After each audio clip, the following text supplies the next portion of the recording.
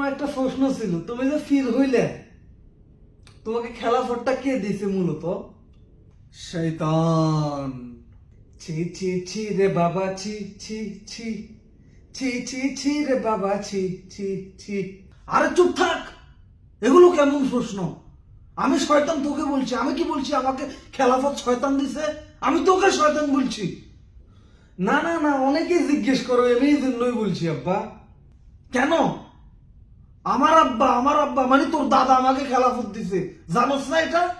কিন্তু আমরা তো জানি আমার দাদা ফির ছিল না, সবাই এটাই জানে বাবা।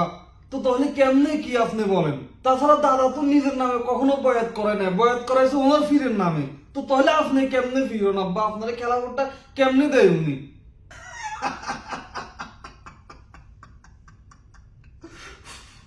আরে পাগলা, আমার যে বালকাটি ফাজিল মাদ্রাসা রয়েছে, ওই ফাজিল মাদ্রাসার সমস্ত ফাজিল শিক্ষক ছাত্রদেরকে বলবি এটা প্রচার করার জন্য যে আমার আব্বা ফির। বুঝছ না এই কথা? তুই বলবি যে সবাইকে প্রচার করার জন্য যে আমার আব্বা ফির, আমার দাদা আমার আব্বাকে খেলাফত দিয়ে গেছে। তাহলে মানুষ সত্যিতে আমার আব্বা কি ফির ছিল নাকি ছিল না ওইটা ভুলি যাই বোকা ছেলে। বুঝে না নতুন। ওরে শয়তান, চুপ থাক। তো তাহলে আব্বা আমার কাজ কি? আমি কি করবো আমার এটা বলেন?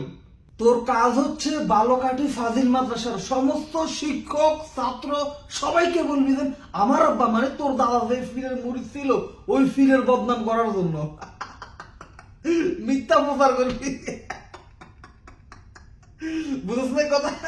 মানে আমার আব্বা যে ফিরের মুড়ি ছিল ওই ফিরের নামে তোরা মিথ্যা প্রচার করবি, এটা হচ্ছে তোদের কাজ, ব্যাস।